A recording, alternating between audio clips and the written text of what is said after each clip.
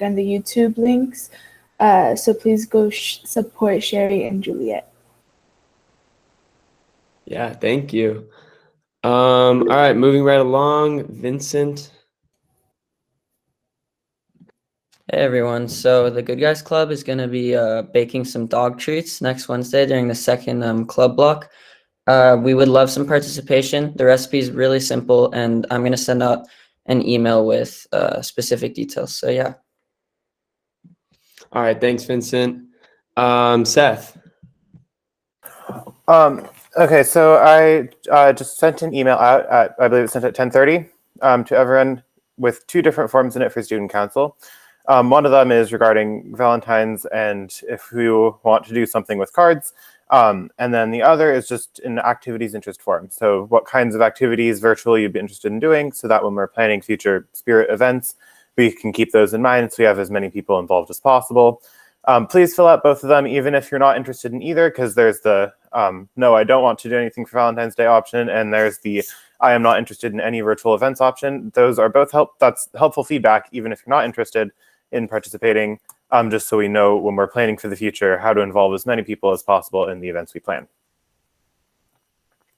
Yeah, please fill those out. Those are very helpful for us. Okay, our last announcement is Juliet. Math Club is meeting tomorrow in Dr. Hannah's room. We're going to do some more AMC practice problems. So once again, if you're not in Math Club but taking the AMC, you're welcome to join us. And if you are in Math Club, make sure that you either watch the 3 Blue 1 Brown video or listen to the Number File podcast before our meeting tomorrow. Thanks. Yeah, thank you. We do have one more announcement. That's Mr. Martin.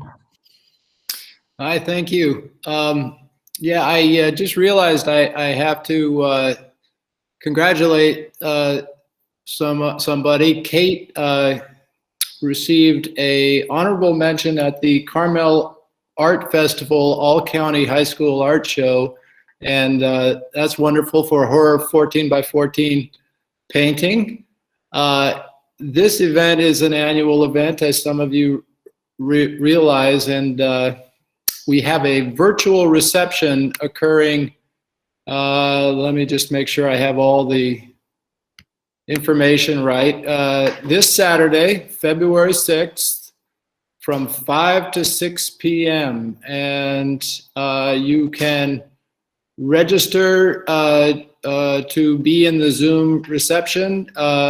Just go to the Carmel Art Association.org and you'll see information there pertaining to that. I'll send out a little bit more information, but if anybody wants to see some amazing artwork from high school kids from all over the county, that would be a really cool thing to view. Thank you. Yeah, thank you. And congratulations to our president, Kate Popke. All right, well, Kate Popke, do you have a sophomore speech for us? Yes, we do have one today. I'm excited for today's speaker, as I always am. But today we have Maya, so if we all want to give her a round of applause.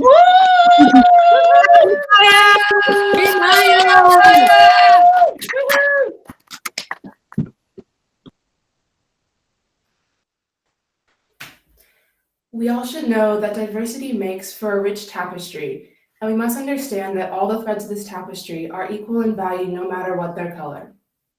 This quote by Maya Angelou not only breaks down the construct of race, but also explains how race has no significant value to society. In my school experience, in my school environment that I grew up in, not many of the kids looked like me, and only 3 of my classmates were Black. It wasn't until 4th grade that being different started to really affect me. When I grew up, I had my role models. All of them looked like what was socially acceptable: pale, light eyes, blonde hair. Not many people of color.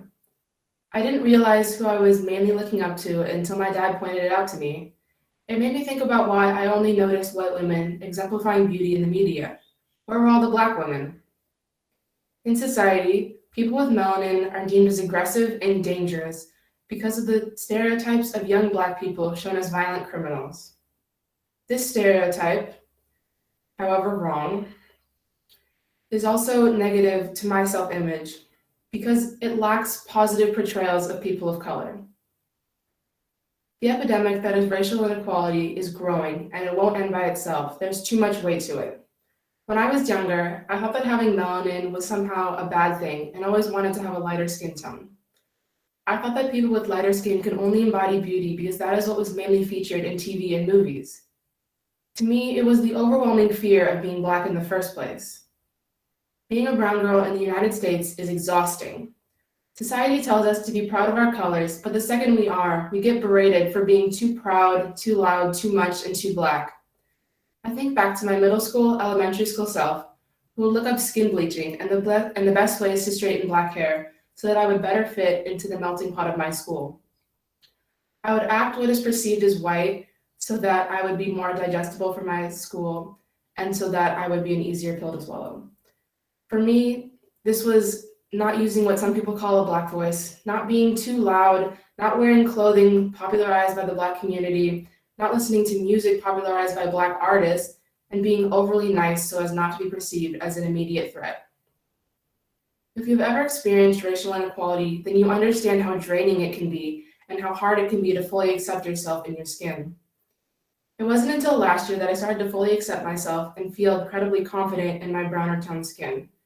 This is in part because of the new representation that can be seen in today's scene, like in movies, television, and theater. It is extremely important for young Black kids like me to see Black and brown people portraying main roles. This gives us something, right? This makes us feel seen and heard and allows us to have positive role models that look like us. This past year, the Black Lives Matter movement has helped me to understand how community action can bring change and to see just how many people cared about advancing racial equality.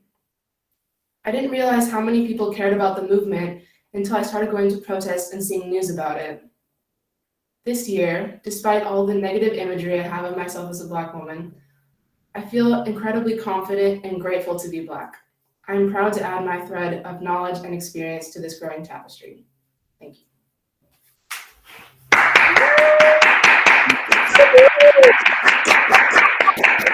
Hey, Maya!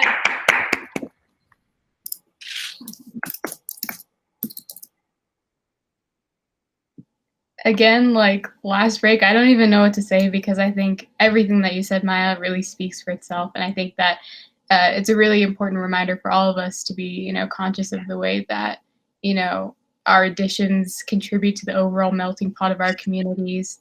Being inclusive and mindful of those sorts of things are so important. And I'm so happy that you've become more proud of who you are because you should be. And we should all feel safe in that space. So I don't know. Everyone should, stay with Maya's words and consider them for the rest of the day and beyond that because it's really important to hear. So congratulations. You did an amazing job. Yeah, congratulations. Those types of speeches are, the most moving, and we've had a lot of those this year. So it's hard to follow up and give commentary on that. But I just want to thank you for, sharing with the community. We're also proud of you. To be confident is, not an easy thing, especially when there's a lot of external factors playing into that. But I think we're just so proud of you and just so happy that, we've all been able to come together as a community and support each other and make each other feel this way. So thank you again. And we'll be going on to the next sophomore speech next time. But for now, stick with Maya's words. Like Kate said, happy Thursday. And have a good weekend when we get there. Take care, guys.